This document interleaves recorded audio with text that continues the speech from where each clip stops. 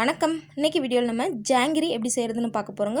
ரொம்ப பர்ஃபெக்டாக கடையில் விற்கிற அதே டேஸ்ட்டுக்கே வீட்டிலே ஜாங்கிரி எப்படி செய்கிறதுன்னு வாங்க வீடியோவில் பார்க்கலாம். ஃபஸ்ட்டு இந்த ஸ்வீட் செய்கிறதுக்கு ஒரு பவுலில் 1 கப் அளவுக்கு உளுந்தை 2 மணி நேரத்துக்கு முன்னாடியே ஊற வச்சு எடுத்து வச்சுருக்கேன். உளுந்து நல்லா ஊறிடுச்சு பாருங்கள். இப்போ இதை நல்லா கழுவிட்டு இதில் இருக்க தண்ணியெல்லாம் வடிச்சிட்டு எடுத்துக்கலாம். இப்போ இந்த உளுந்தை ஒரு மிக்சி ஜாரில் மாற்றிக்கலாங்க. மிக்சி ஜாரில் சேர்த்துட்டு இதை நல்லா நைஸாக அரைச்சி எடுத்துக்கணுங்க. தண்ணி அதிகமாக சேர்த்துடக்கூடாது. கொஞ்சம் கொஞ்சமாக தெளித்து இதை நல்லா அரைச்சி எடுத்துக்கலாம். வடைக்கெல்லாம் நம்ம ஆட்டுவோம்ல அந்த மாதிரி நல்லா நைஸாக அரைச்சி எடுத்துக்கணும். பாருங்கள், நம்மளோட மாவு இந்த ஸ்ட்ரக்சரில் இருக்கணும். இந்த அளவுக்கு வர்ற மாதிரி கொஞ்சம் கொஞ்சமாக தண்ணி சேர்த்து நல்லா வலுவலுன்னு அரைச்சி எடுத்துக்கோங்க. இப்போ இதை ஒரு மிக்சிங் பவுலுக்கு மாற்றிக்கலாம்.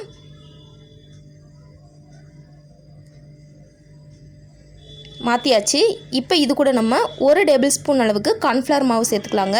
மாவு கெட்டியாக இருந்துச்சுன்னா 1 டேபிள் ஸ்பூன் போதும். இதே கொஞ்சம் தண்ணியாக இருக்க மாதிரி இருந்துச்சுன்னா கூட 1 டேபிள் ஸ்பூன் கார்ன்ஃப்ளவர் மாவு சேர்த்து மிக்ஸ் பண்ணிக்கோங்க. இது கூடயே கொஞ்சமாக ஆரஞ்சு ஃபுட் கலர் சேர்த்துருக்கேன். உங்களுக்கு கலர் சேர்க்க விருப்பம் இருந்தால் சேர்த்துக்கோங்க, இல்லாட்டி ஸ்கிப் பண்ணிடுங்க. கலர் ஆப்ஷனல் தாங்க. சேர்த்துட்டு நல்லா மிக்ஸ் பண்ணிக்கோங்க. மாவு பார்த்திங்கன்னா இந்த மாதிரி இருக்கணும். இந்த பக்குவத்துக்கு நல்லா மிக்ஸ் பண்ணி எடுத்துக்கோங்க. இப்போ நம்ம சக்கரை பாகு ரெடி பண்ணுறதுக்கு ஒரு பேன் அடுப்பில் வச்சு அதில் எந்த கப்பில் உளுந்து எடுத்தோமோ அதே கப்பில் 2 கப் அளவுக்கு சக்கரை சேர்த்துக்கிறோம். அதே கப்லேயே 2 கப் அளவுக்கு தண்ணியை சேர்த்துக்கலாங்க. சேர்த்துட்டு சக்கரை நல்லா கரையிற மாதிரி நல்லா மிக்ஸ் பண்ணி விட்டுக்குங்க. நான் சேர்த்தது எல்லாமே 1/2 கப் மெஷர்மெண்ட்டுக்கு தாங்க சேர்த்துருக்கேன். உங்களுக்கு தேவையான அளவு எந்த கப்பில் எடுத்துருக்கீங்களோ அதே கப்லேயே எல்லா மெஷர்மெண்ட்டும் எடுத்துக்கோங்க. சக்கரை நல்லா கரைஞ்சி இந்த மாதிரி கொதிச்சு வந்ததுக்கப்புறமா இது கூட நம்ம கொஞ்சமாக ஆரஞ்சு ஃபுட் கலர் சேர்த்துக்கலாம்.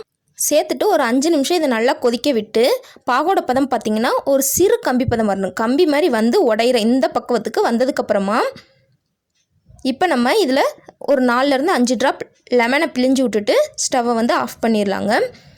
இப்போது ஜாங்கிரி பிழியறதுக்கு இந்த மாதிரி வீட்டில் இருக்க சின்ன கவரை எடுத்துகிட்டு அதில் மாவை சேர்த்துக்கலாங்க. வீட்டில் நார்மலாக இருக்க துணியில் கூட லைட்டாக ஓட்டையை போட்டுட்டு மாவை சேர்த்துக்கலாங்க. சேர்த்துட்டு லைட்டாக ஒரு சின்ன ஹோல் வர்ற மாதிரி இதை கட் பண்ணி எடுத்துக்க போகிறோம். ஜாங்கிரிக்கு எண்ணெயோட சூடு ரொம்ப முக்கியங்க. சூடு ரொம்ப குறைவாக இருக்கணும். அப்போ தான் பிழியறதுக்கும் நல்லா ஈஸியாக இருக்கும். கையை சுடாமல் இருக்குங்க. சூடு அதிகமாக இருந்துச்சுன்னா ஜாங்கிரி சுற்றும் போது பார்த்திங்கன்னா கரெக்டான ஷேப் வராதுங்க. அதனால் ரொம்ப லோவான சூட்டில் லோ ஃப்ளேமில் வச்சுக்கோங்க. இப்போ ஜாங்கிரி சுட ஆரம்பிச்சிடலாம். உங்களுக்கு எந்த ஷேப் பிடிக்குமோ அந்த ஷேப்பில் பிழிஞ்சிக்கலாங்க. முதல்ல இந்த மாதிரி ஒரு 2 சுற்று சுற்றிட்டு அதுக்கு மேலே சின்ன ரவுண்டாக இந்த மாதிரி சுற்றி எடுத்துக்கலாங்க. நமக்கு ஜாங்கிரியோட டேஸ்ட்டு தான் முக்கியம். எந்த ஷேப்லனாலும் சுற்றிக்கலாம். பர்ஃபெக்டாக வரணுன்னா இந்த மாதிரி கரெக்டாக இந்த மாதிரி சுற்றிக்கோங்க. அப்போ பர்ஃபெக்டாக வந்துடும். பாருங்கள் எந்தளவு பர்ஃபெக்டாக வந்திருக்கு அப்படின்னு.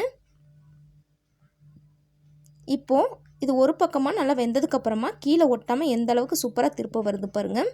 இதே மாதிரியே 2 பக்கமும் நல்லா சிவந்து வர்ற வரைக்கும் இதை வேக விட்டுக்கலாங்க. இந்த ஜாங்கிரி பார்த்திங்கன்னா கொஞ்சம் மொறுமொறுப்பாக இருக்கிற வரைக்கும் நல்லா பொரிச்சு எடுத்துக்கோங்க. அப்போ தான் சக்கரை பாகு நல்லா உறிஞ்சி வருங்க. பாருங்கள் 2 பக்கமும் நல்லா கிறிஸ்பி ஆயிடுச்சு. இப்போ இதை வெளியே எடுத்துகிட்டு இதே சூட்டோடையே இதை சக்கரை பாகில் சேர்த்துக்கலாம். சக்கரை பாகும் பார்த்திங்கன்னா மிதமான சூட்டில் இருக்கணுங்க. அப்படி இல்லாட்டி லைட்டாக சூடு பண்ணிவிட்டு அதுக்கப்புறம் ஜாங்கிரியை சேர்த்துக்கோங்க.